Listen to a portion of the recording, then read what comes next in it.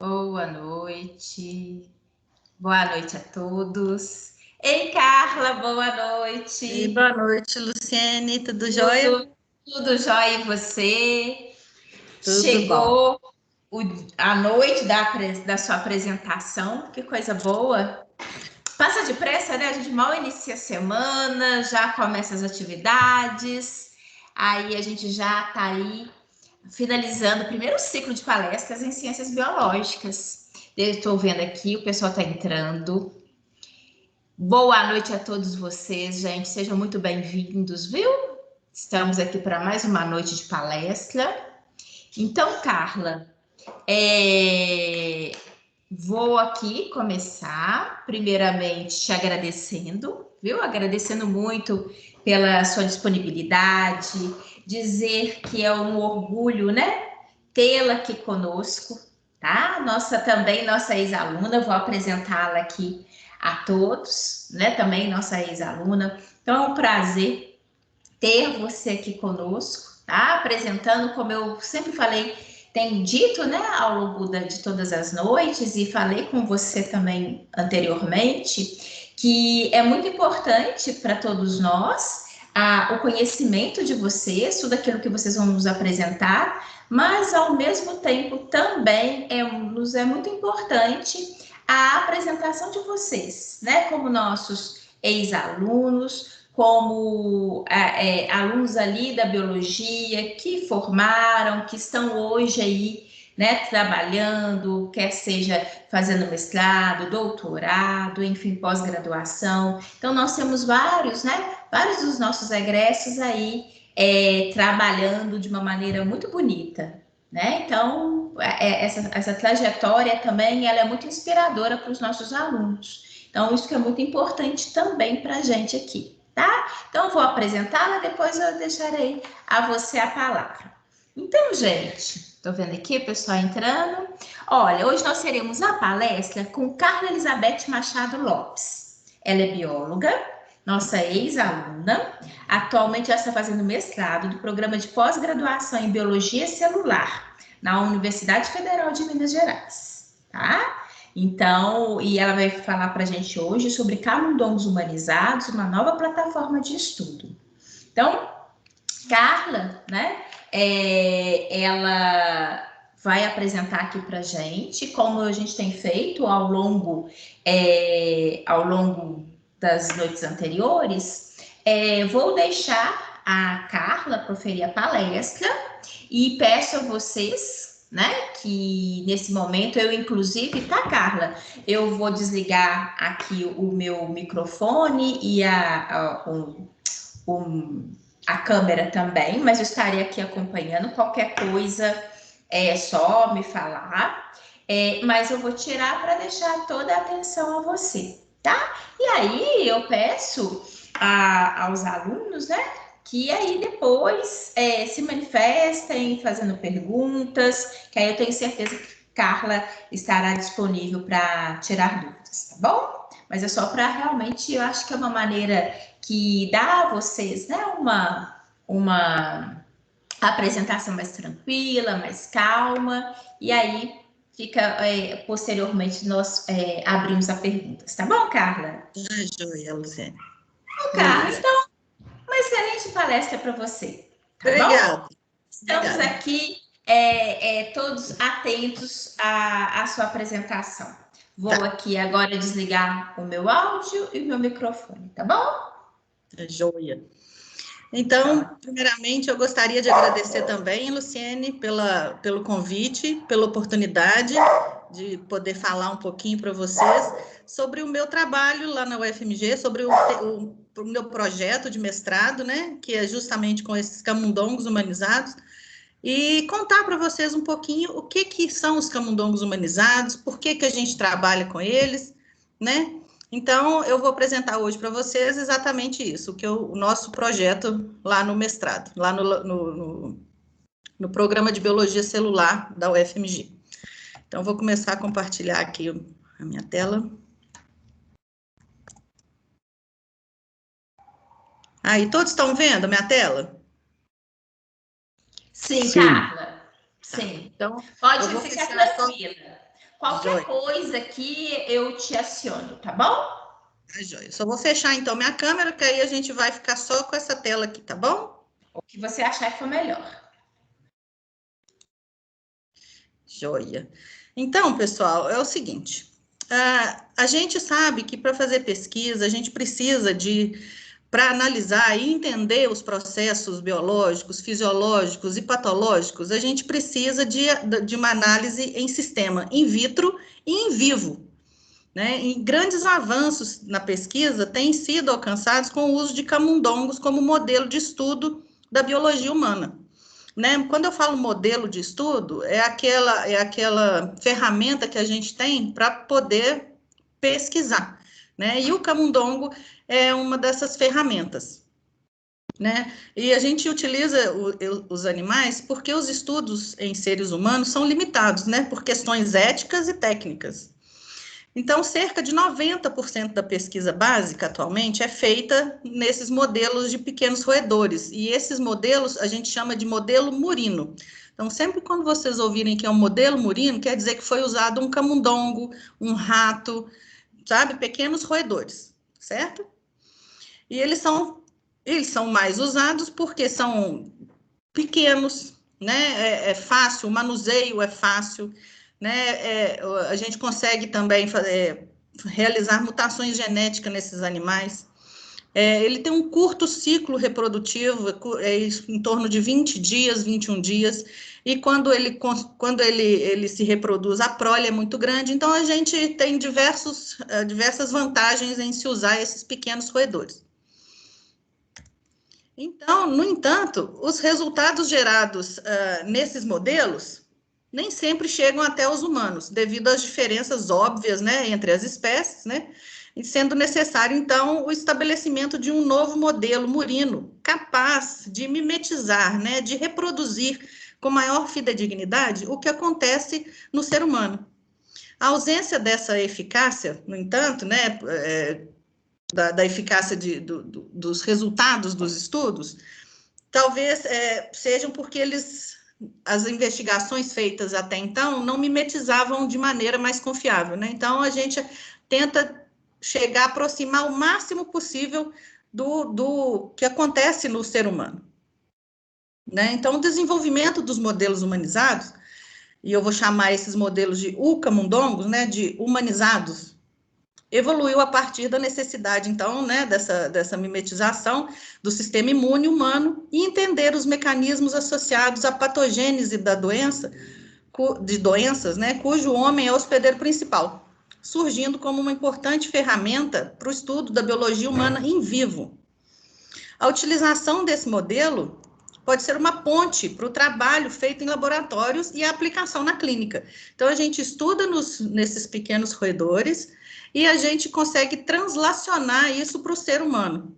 Por isso, a gente tenta fazer utilizar esse camundongo humanizado para poder a gente aproximar mais do que acontece no ser humano. E a gente tem uma série de aplicações, por exemplo, a pesquisa de novos fármacos, de vacinas, de terapias gênicas, de imunidade de mucosa. Então, ele tem diversas aplicações. Né?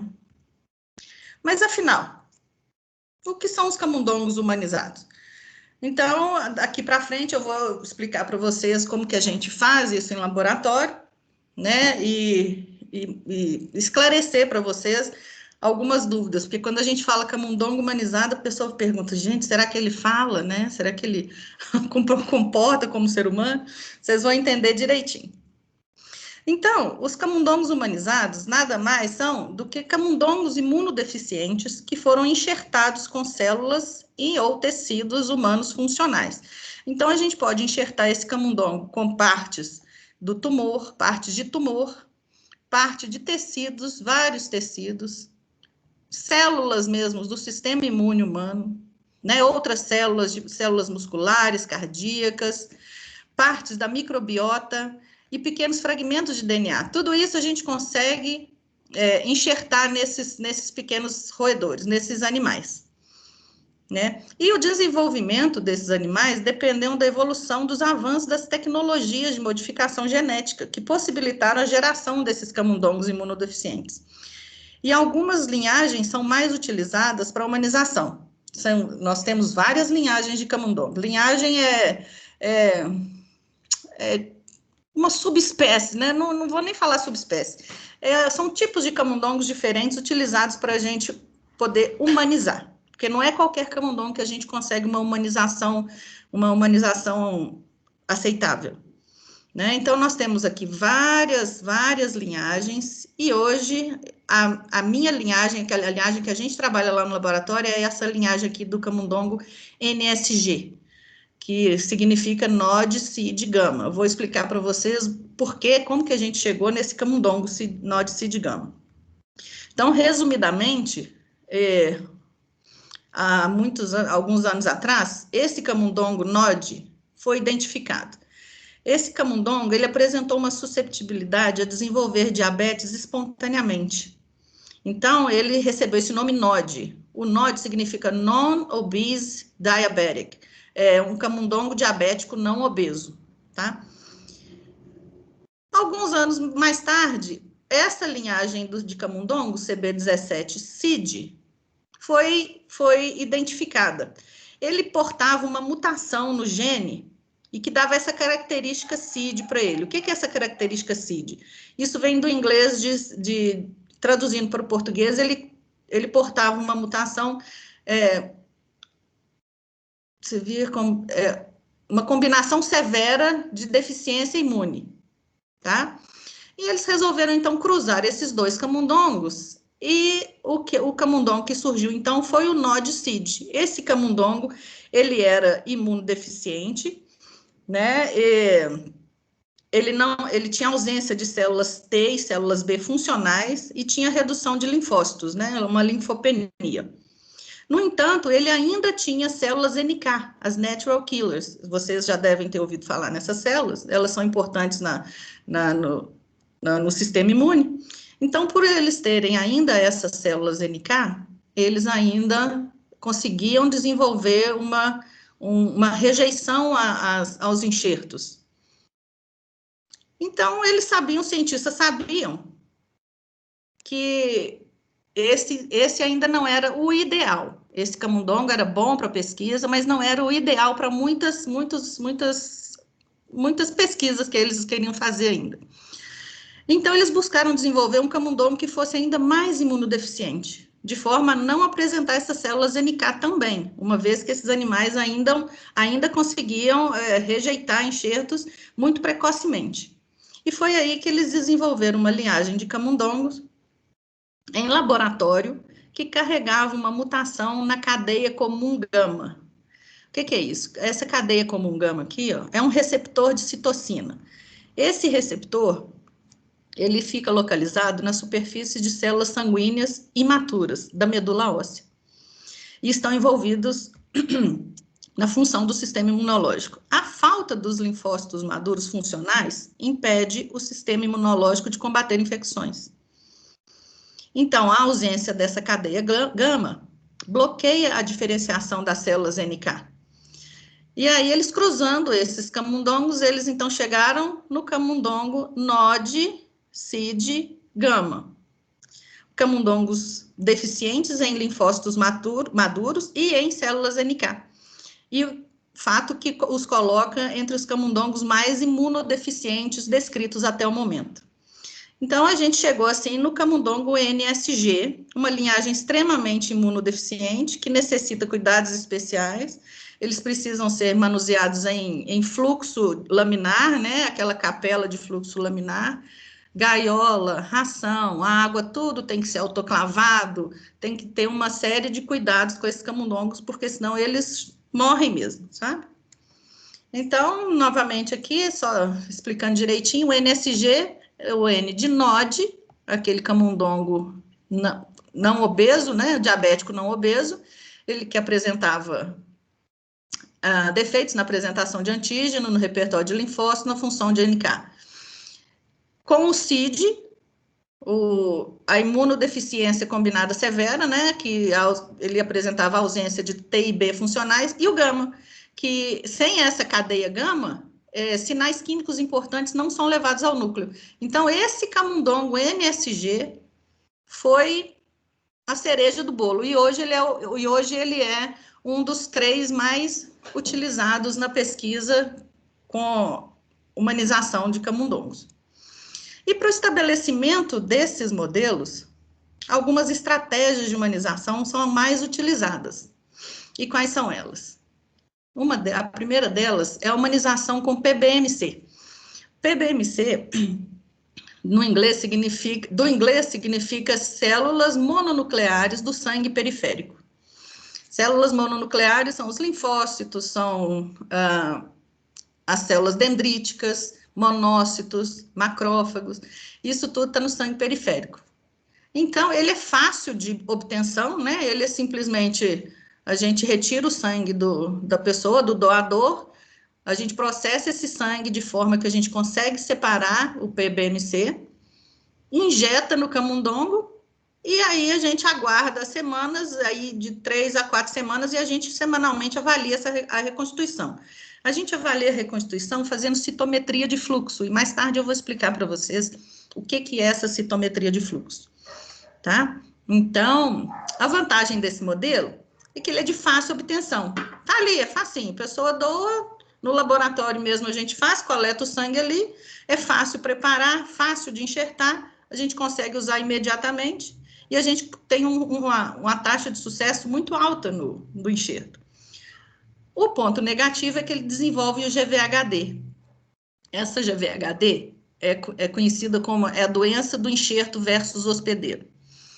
O camundongo NSG, ele é imunodeficiente, ele não tem célula T, B, não tem NK, porém, ele ainda tem algum macrófago funcional. E essa pouca quantidade de macrófago já é o suficiente para, com o passar do tempo, o camundongo começar a desenvolver essa doença do enxerto versus hospedeiro, sabe? Então, a gente tem uma curta janela de experimento. A gente tem aí umas 3 semanas, e aí quando ele humaniza, a gente já faz o experimento, qualquer que seja ele que você esteja buscando, né? Lá no laboratório, a gente usa muito para pesquisa com dengue. Então, quando a gente faz essa avaliação aqui pela citometria de fluxo, e percebe que o camundongo já tem pelo menos 20% das células dele são humanas, a gente já consegue infectar e observar no camundongo os efeitos do vírus da dengue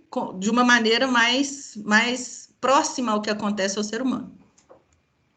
O segundo modelo que a gente tem é o humanizado com células tronco humanas, esse UHSC.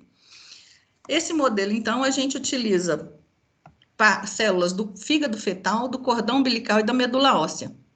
Então, a gente processa o fígado, coleta o sangue do cordão umbilical e a gente faz um flushing no fêmur do camundongo. Eu esqueci de pôr aqui o desenhozinho do fêmur da medula óssea humana, né? Desculpa. A gente irradia o camundongo filhote, né, porque a gente precisa de nicho na medula do filhote para poder reconstituir essas células, uma vez que elas são células tronco. Então, para a gente conseguir um nicho na medula dele, a gente irradia, porque com a irradiação a gente depleta as células do camundongo. E aí a gente aguarda o tempo e faz a reconstituição, a avaliação da reconstituição, via citometria de fluxo, mais uma vez. Vantagens, eles desenvolvem múltiplas liagens hematopoéticas, porque são células tronco.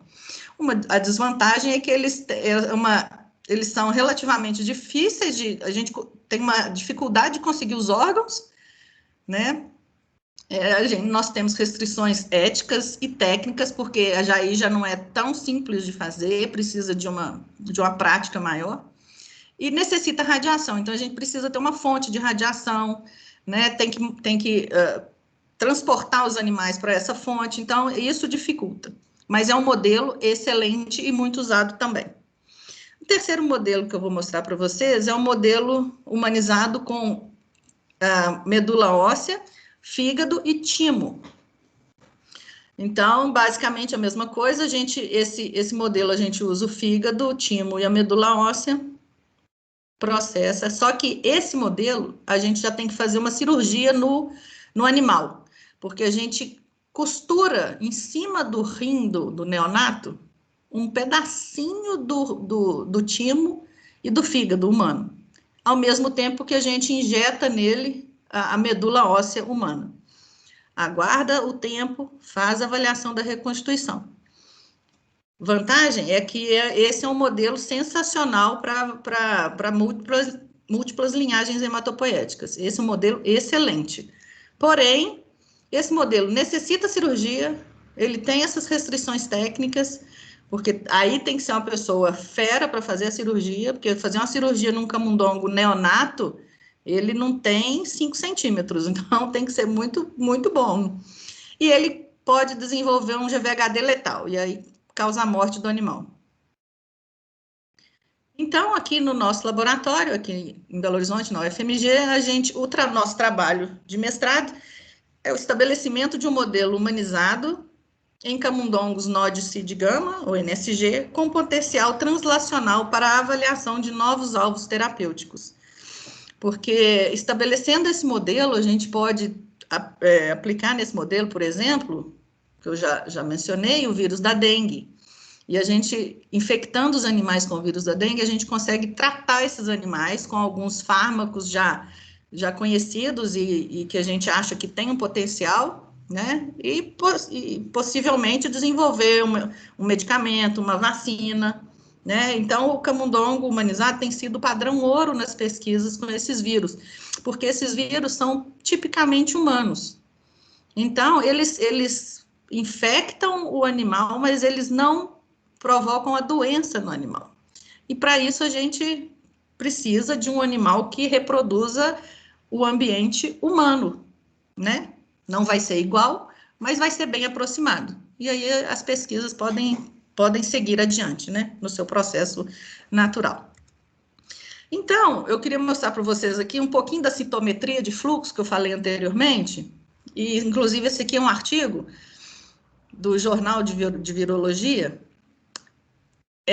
Aqui, esse artigo é intitulado A indução de respostas imunes robustas em camundongos humanizados BLT, né? Aquele da medula óssea, do fígado e do timo.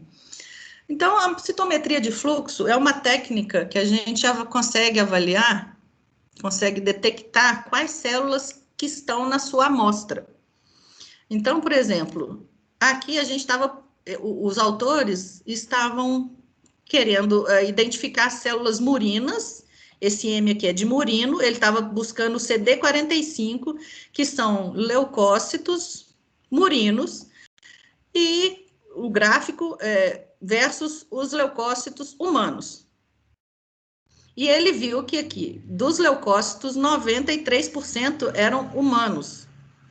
Dentro desse gate que a gente chama, dessa janela, ele quis identificar daqui de dentro o que era célula B, que é o CD19 humano, e as células T, que são CD3. E dentro desse gate ele viu que 83% eram CD3 e só 14% CD19. Células B, células T. E aí ele, dentro desse gate aqui, novamente, das células T, ele identificou quais eram as células T citotóxicas, que é esse CD8, e quais eram as células T helpers, que é o CD4. Então, ele viu que tinha uma distribuição até bem homogênea dessas células. Isso é a citometria de fluxo de forma bem resumida e bem geral, certo? E aqui eu trouxe aqui uns artigos que mostram as diversas aplicações do camundongo humanizado, inclusive contra o SARS-CoV-2. Ele já está sendo construído, o animal humanizado, para estudos com SARS-CoV-2. Ele é usado muito para pesquisa com câncer, para pesquisa com o ebola, tá vendo? Para pesquisas com o vírus da herpes. Então, hoje é considerado o padrão ouro na pesquisa, a utilização dos camundongos humanizados. Então, gente, eu gostaria de agradecer. Hoje, o que eu tenho para falar para vocês é isso. E gostaria de agradecer, então, ao Pitágoras pelo convite, que eu fiquei muito feliz pelo convite, ao UFMG, à CNPq e CAPES, as agências de fomento, ao nosso laboratório, Laboratório de Imunofarmacologia, e, mais especificamente, ao meu grupo de estudos, grupo de pesquisa em arboviroses. Muito obrigada. Nós é que agradecemos. Muito bom. Muito legal, né, gente? Olha isso. Espero ter ficado claro. Qualquer dúvida, gente, pode perguntar. Não, não vou abrir aqui, Carla. Na verdade, na sua apresentação, eu até falei assim, gente, eu deixei de falar da sua apresentação, que você também está atuando como pesquisadora no grupo de pesquisa em arboviroses, no Laboratório de Imunofarmacologia, né? Que você me mandou aqui. E é justamente isso mostra, durante a sua apresentação, né? Você mesmo mostrou o tanto que é empregado diante desse universo, né? Dos camundongos humanizados e a aplicabilidade disso, né? Então, muito importante também pontuar. Muito bonito o seu trabalho, Carla. Obrigada. Né? Eu só não pude mostrar os meus resultados porque ele ainda não foi publicado, então a gente não pode mostrar esses resultados. Mas o que a gente tem visto é uma humanização enorme, a gente chega até 80% de humanização dos animais, sabe? Então, é um avanço fantástico. Se a gente conseguir estabelecer esse modelo aqui no nosso laboratório, porque esse modelo já foi estabelecido em outros lugares, mas a gente precisa estabelecer ele aqui, porque a gente vive num ambiente diferente, sabe? O Brasil, o clima, né, já é diferente, então a gente precisa de um modelo, até para a gente estudar as doenças que acontecem mais aqui no Brasil, que dengue é uma delas, né, porque precisa o mosquito precisa de um ambiente favorável, né? Sim. Eu quero perguntar, alguém quer fazer alguma pergunta, gente? O pessoal quer quietinho demais, cara. Porque eu tenho uma pergunta. Sim. Eu queria, dos 3 modelos que você nos falou sobre os camundongos humanizados, tem algum específico que ele desponta? Porque todos eles tinham características positivas e negativas, né? Prós e contras para todos. Mas ainda assim, diante dos 3, tem algum que eventualmente você acredita que tenha, do ponto de vista prático, seja o mais específico? Se a gente tivesse que fazer uma opção, qual que você acha que seria o mais indicado a princípio? Isso depende do seu objeto de estudo, do seu alvo, sabe, Luciene? Porque, por exemplo, o camundongo humanizado com células do sangue periférico, que é o que a gente está tentando estabelecer o modelo. Ele é muito bom para a gente estudar dengue. Aquele camundongo já que foi enxertado com medula óssea, com fígado e o timo, ele é bom para estudar HIV. As pesquisas com HIV são muito estudadas naquele modelo. Então, depende do que você busca, do que você quer estar estudando.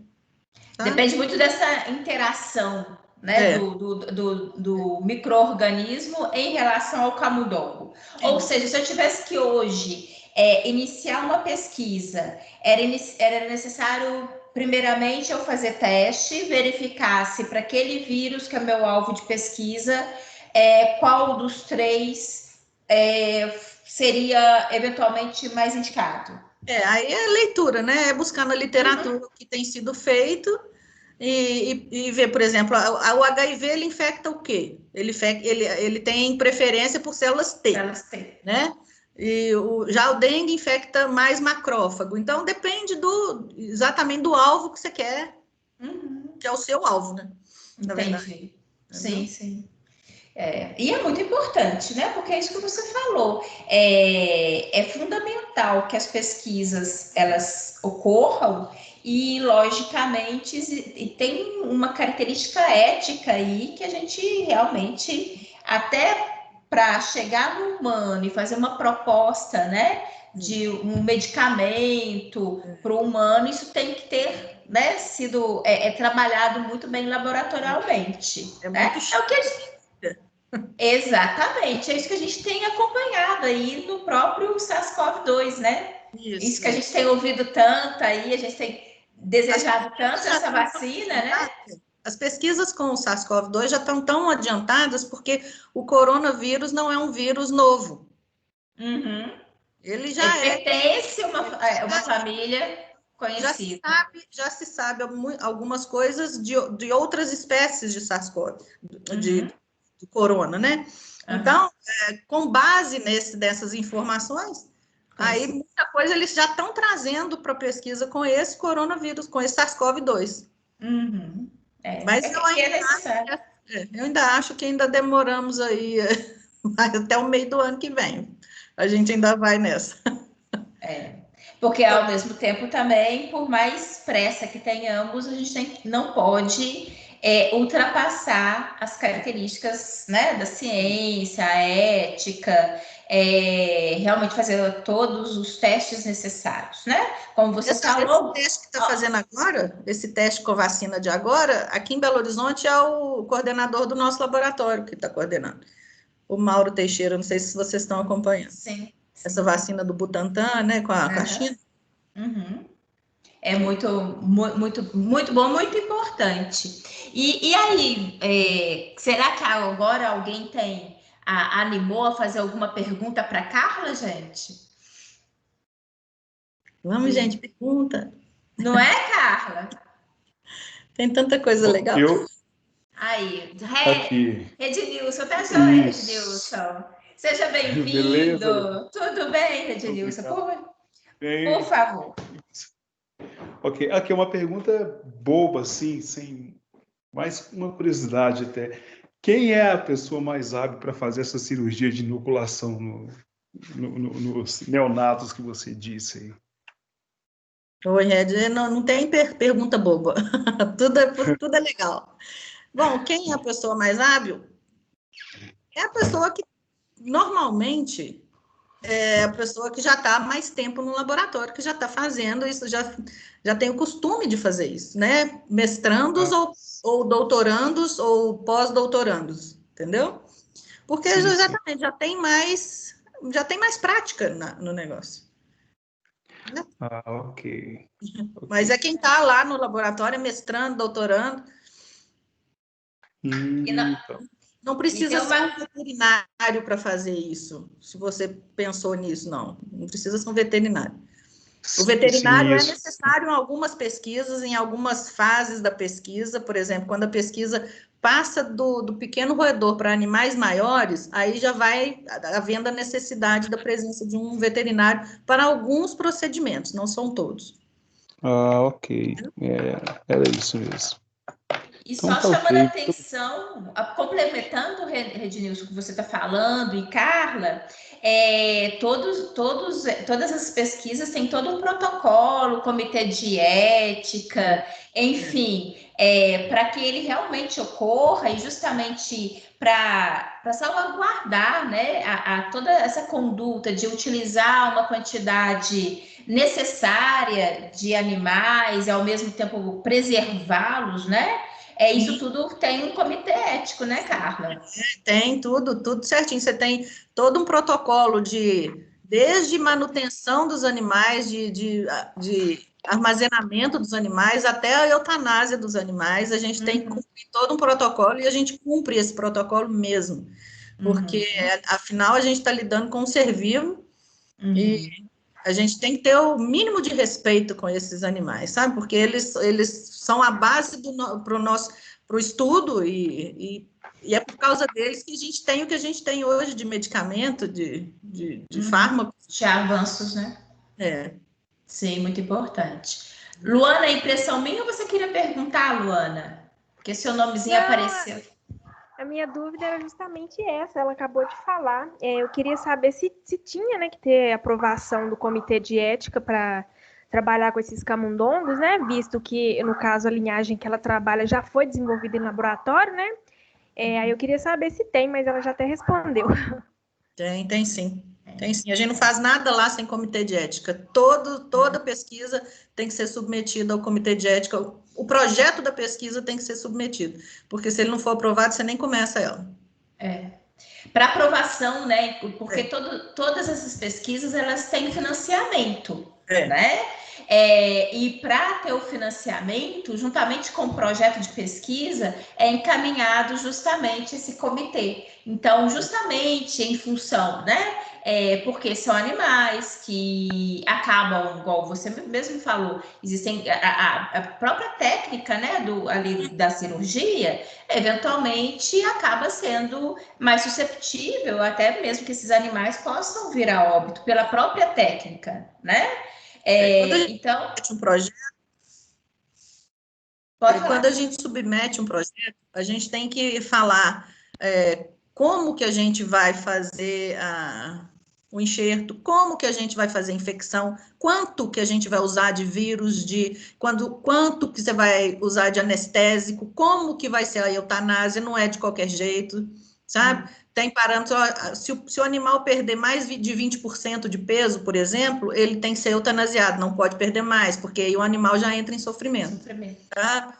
Então, isso tudo tem que ser muito bem descrito no projeto, porque o comitê de ética, senão o comitê de ética vai mandar de volta e pergunta, como é que você vai eutanasiar ele?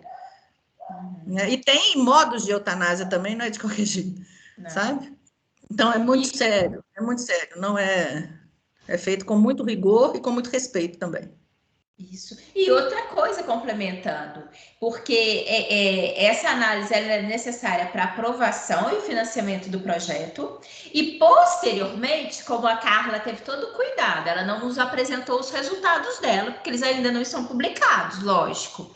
Então, para publicar também, a revista ela exige a análise, né? Ela exige que aquele trabalho tenha sido passado pelo crivo do comitê de ética, porque isso estabelece que aquele projeto ele realmente foi bem conduzido, né, Carla? Então, para a publicação, que é o objeto final, né, de toda pesquisa, que é justamente ali, diante dos resultados, ter uma publicação, isso também é fundamental.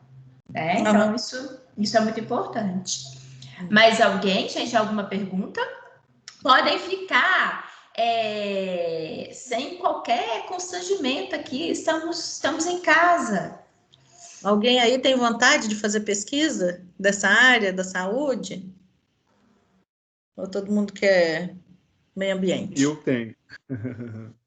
Pois é, já é uma boa hora. Qual período que você está? Já estou no 7º, indo para o 7º agora. Já está na hora de procurar uma iniciação científica, então. Pois é, já está passando da hora, de verdade. Inclusive, Carla, aí, ó, depois a gente sabe que essa questão toda é muito de momento, mas depois a gente pode estabelecer, verificar quem tem interesse e disponibilidade. Depois eu te encaminho o currículo deles, porque caso você, ali no ambiente, né, do laboratório, você saiba que tem a necessidade, que estão recebendo, aí você vai fazer a gentileza, né, de colocar os nossos alunos aí na seleção, né? Sim, então ali na seleção. O caminho das pedras não é? Não é porque a gente não fez a graduação lá que a gente não pode continuar lá. É uma universidade pública, é aberta a todos, então aceita. E olha, vou te falar, eu ainda arrisco a dizer que grande parte é de fora da UFMG. No nosso laboratório tem, assim, várias pessoas de fora da UFMG. Então, é possível, sim, né? E não tem problema nenhum. Basta você saber o que você quer. Eu sei que eu quero pesquisa na área de fisiologia, na área de imunologia. E aí buscar aquilo ali. É fundamental, né, Carla? É dedicação e perseverança também, né? Eu sempre falo com os meus alunos, não sei se eu já tive a oportunidade de falar com todos, que tem umas coisas que marcam a vida da gente. Logo quando eu entrei na faculdade, no iniciozinho, nos primeiros, acho que era o segundo período da faculdade, eu bati perna querendo uma oportunidade de estágio. Teve um senhor que ele me falou por A mais B, olho no olho, que ele ia me dar aquela vaga, que no outro dia o pessoal ia entrar em contato comigo. Na verdade, estou esperando até hoje, sabe, gente? Ou seja, se eu tivesse traumatizado, porque foi bem no iniciozinho, se eu tivesse traumatizado, eu estaria realmente aguardando ou chorando isso até hoje, né? E a vida é assim, cheia de negativas, mas a gente tem que correr atrás, porque uma hora as coisas acontecem, né? E a gente tem que fazer por acontecer. Então, depois viu, Carla, aproveitar então essa oportunidade, a gente está iniciando o semestre com força total a partir de semana que vem. Aí, quem porventura a gente tiver interesse e quiser, a gente encaminha o currículo. Isso não significa, porque é muito cheio de oportunidades, né? São épocas sem hora que às vezes não tem vaga, mas épocas que abre-se a seleção. E tendo ali o contato, eventualmente, seu currículo está ali, eles podem te chamar para uma entrevista, verificar se realmente naquele momento realmente é seu de interesse e disponibilidade, mas é muito importante isso, ter um contato, né? Então eu vou fazer isso, tá, Carla? Tá. Só uma coisa que eu posso aconselhar é que quem não tenha, faça o currículo Lattes, que ele é muito importante. Exatamente. É ele que vai falar a verdade. Você encaminha o currículo Lattes. Eles prezam muito pelo currículo Lattes. A credibilidade, né? Já dá uma credibilidade dentro da ciência, né? Isso é muito importante, sim. Gente, mais alguém? Mais alguma pergunta, participação? Fiquem à vontade. Não, Carla. Carla, então, eu vou finalizando aqui. Quero mais uma vez te agradecer muito, viu? Foi um prazer tê-la aqui e pode ter certeza, principalmente na hora que a gente tiver a oportunidade de estar assim próximos novamente lá, terei o prazer de convidá-la novamente. E aí, quem sabe você já poder apresentar para nós os resultados, né? Aí tudo publicado, porque você já está iniciou em 2019, né? Eu defendo o ano que vem. Olha só. Então, no início do ano que vem, até março eu tenho que defender. Mas e passa depressa. Daqui a pouco você já é mestre. Se Deus quiser. Passa depressa demais. Uma coisa eu te falo, o mestrado é mais a gente muitas das vezes acha que é mais difícil. O doutorado é tranquilo.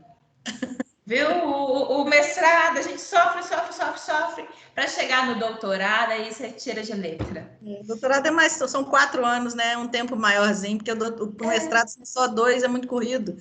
E a gente a gente já está mais calejado, né? Já sofreu o que tinha que sofrer, e depois você encara mais tranquilo. Daqui a pouco você já está doutora, então. Carla, muito obrigada. Muito obrigada mesmo. Obrigada pela confiança. Que é isso. Nós é que agradecemos. Aos meus alunos, semana que vem, dia 24, a gente começa ali com força total. Viu, gente? Muito obrigada pela participação de vocês. Reafirmo aqui, hoje, né? Eu já dei até retorno, quem me mandou ontem o e-mail, né? Com o nome completo e falando da sua participação na palestra de ontem. Eu peço os mesmo que, né? Porque aqui tem alunos que participaram ontem e hoje. Por favor, mandem também, só para mim ter ali bonitinho, porque eu já vou até ver com a Renata, em termos de confecção do certificado, que se puder, se eu mesmo for fazer, eu já vou fazer, encaminhar para vocês, para semana que vem já está, tá? Então, assim, eu não posso prometer, mas se for em relação que eu venha fazer o certificado, eu já vou fazer e já vou encaminhá-los para vocês, tá bom? No máximo, ou de qualquer forma, eu já dou para vocês depois o parecer quanto ao certificado. A você, Carla, também, tá? Amanhã eu já te encaminho, inclusive, o vídeo da sua palestra e vou te encaminhar também depois o certificado como palestrante, tá bom? Tá ótimo. Muito obrigada a você, muito obrigada aos alunos, obrigada pela participação. Vamos sempre motivar os colegas, né, a sempre participar para a gente, porque isso é muito importante para a gente, né? Isso eu acho que eu agradeço muito a enriquece. todos também pela presença. E eu dou maior apoio, hein, gente? Quem quiser pode entrar em contato comigo, porque as dicas que a gente tem para dar não são só para a área da saúde. A gente lá na UFMG tem também na área do meio ambiente, e a forma como a gente busca, procura entrar lá é a mesma para todo mundo. Exatamente. O caminho das pedras é o mesmo, só leva para um lugar diferente, mas é o mesmo caminho. Exatamente. Isso aí, Carla. Muito obrigada, viu? Eu que agradeço, gente. Muito obrigada a você, muito obrigada a todos. Até o próximo, viu, gente? E segunda-feira, firme e forte. Beijão para vocês, fiquem com Deus. Boa noite. Boa noite, Lu. Boa noite, gente. Que bom. Tá vendo? No final a gente ouve a voz deles. Pelo menos boa noite. Dá vontade de ver o rosto de cada um. Fiquem com Deus. Boa noite. Obrigada, Tchau. Carla. Obrigada. Boa noite. Tchau. Tchau, tchau, Júlia.